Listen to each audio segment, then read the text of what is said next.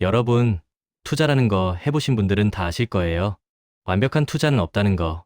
아, 그때 팔았어야 했는데, 이럴 줄 알았으면 더 샀어야 했는데, 이런 후회 누구나 한 번쯤 해보셨을 겁니다.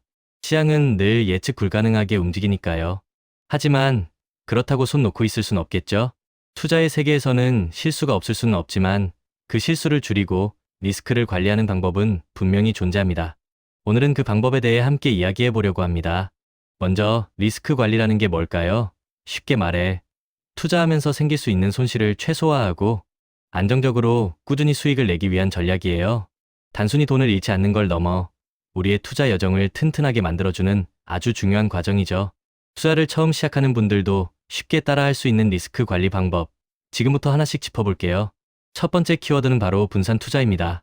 계란을 한 바구니에 담지 말아라는 말 들어보셨죠?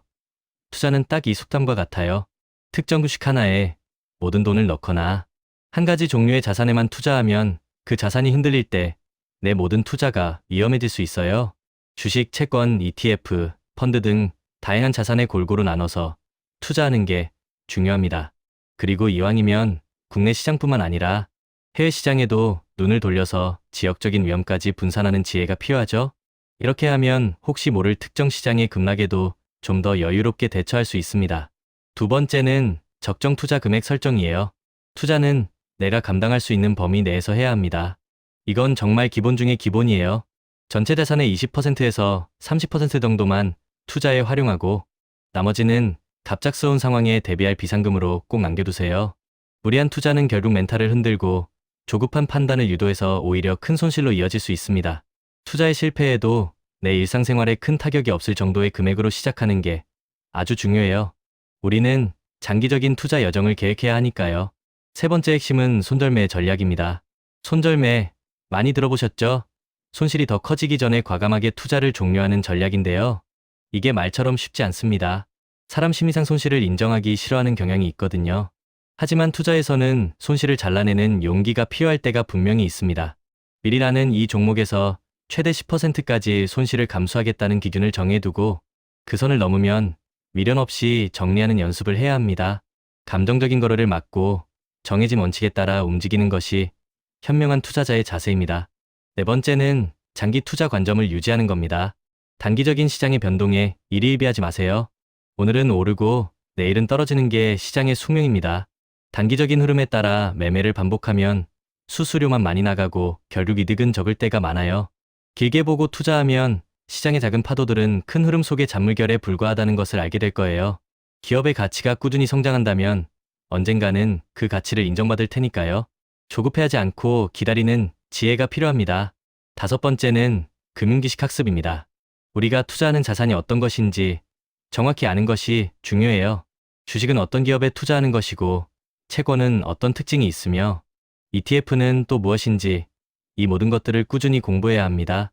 신뢰할 수 있는 투자 서적을 읽거나 관련 강의를 듣는 등 스스로의 지식을 키우는 노력을 게을리하지 마세요. 아는 만큼 보이고 아는 만큼 리스크를 줄일 수 있습니다. 여섯 번째, 투자 목표와 전략 점검입니다. 투자를 시작하기 전에 나는 어떤 목표를 가지고 투자하는지, 어떤 전략으로 접근할 것인지 명확히 세워두어야 합니다. 그리고 이 목표와 전략은 한번 세웠다고 끝이 아니에요. 주기적으로 내 계획이 잘 시행되고 있는지, 시장 상황에 맞춰 조정할 부분은 없는지 점검해야 합니다. 수익이 나든 손실이 나든 감정에 휩쓸리지 않고 냉철하게 나의 투자를 분석하는 습관을 들이세요. 특히 수익이 났을 때 자만에 빠지거나 손실이 났을 때 좌절감에 빠져 잘못된 판단을 하지 않도록 주의해야 합니다. 일곱 번째, 포트폴리오 리밸런싱입니다. 리밸런싱은 말 그대로 내 투자 포트폴리오의 균형을 다시 맞춘다는 뜻이에요. 시장 상황이 변하면 처음에 정해두었던 자산 배분 비율이 달라질 수 있겠죠? 예를 들어 주식시장이 크게 오르면 주식 기중이 너무 커질 수 있고 반대로 하락하면 비중이 너무 줄어들 수 있습니다. 이럴 때 내가 정해놓은 원래의 자산 배분 비율로 다시 조정하는 것이 리밸런싱입니다. 이를 통해 시장 변동에 유연하게 대응하고 내가 설정한 위험 수용 범위를 유지할 수 있습니다. 주기적인 리밸런싱은 꾸준한 수익률을 유지하는 데 큰 도움이 됩니다. 마지막으로 여덟 번째는 위험 회피 전략입니다. 시장이 불안정하거나 변동성이 클 때는 적극적인 위험 회피 전략을 고려해 볼 수 있습니다. 예를 들어 풋옵션을 매수하거나 선물 계약을 통해 헤징을 하거나 안전 자산인 채권의 비중을 늘리는 방법 등이 있어요. 이런 전략들은 전문성이 필요할 수 있으니 충분히 공부하고 전문가와 상의하여 신중하게 접근하는 것이 좋습니다. 이런 방법들을 통해 우리는 투자의 다양한 리스크에 대비할 수 있습니다. 가격 리스크, 금리 리스크, 사업 리스크, 심지어 기업 도산 리스크까지. 투자의 세계에는 정말 다양한 위험이 도사리고 있어요. 개인 투자자라면 장수 리스크, 즉 은퇴 후 자금이 부족해질 위험까지도 고려해야 합니다. 그런데 이런 리스크 관리만큼 중요한 게 또 하나 있습니다. 바로 심리적 함정이에요. 우리는 투자할 때 종종 우리 자신의 감정에 속아 넘어갈 때가 있습니다. 가장 흔한 함정 중 하나는 과신입니다. 이번엔 내가 정확하게 예측했어. 이 정보는 틀림없을 거야. 이런 생각 해보셨죠? 자신의 판단력이나 정보의 질을 과대평가해서 과도한 위험을 감수하는 경향이 있습니다. 늘 겸손한 자세로 다양한 정보를 확인하고 객관적인 판단을 유지하는 게 중요해요. 또 다른 함정은 손실 회피입니다. 손실을 인정하기 싫어서 잘못된 투자를 계속 붙들고 있는 거죠. 언젠간 오르겠지. 이만큼 손해봤는데 지금 팔면 너무 아깝잖아. 이런 생각에 사로잡히면 더 큰 손실로 이어질 수 있습니다. 앞서 말한 손절매 전략이 이럴 때 필요한 겁니다. 결국 성공적인 투자는 높은 수익률을 쫓는 것만으로는 부족합니다. 철저한 리스크 관리와 함께 나 자신과의 싸움에서 이기는 것이 중요해요. 나의 투자 목표와 내가 감당할 수 있는 위험 수준을 명확히 이해하고 그에 맞는 리스크 관리 전략을 꾸준히 실천하는 것. 이것이 바로 실수 없는 투자는 없지만 결국 성공적인 투자로 나아갈 수 있는 가장 확실한 길입니다. 여러분, 투자는 마라톤과 같습니다. 처음부터 너무 빠르게 달리거나 무리하게 힘을 쓰면 완주하기 어렵습니다.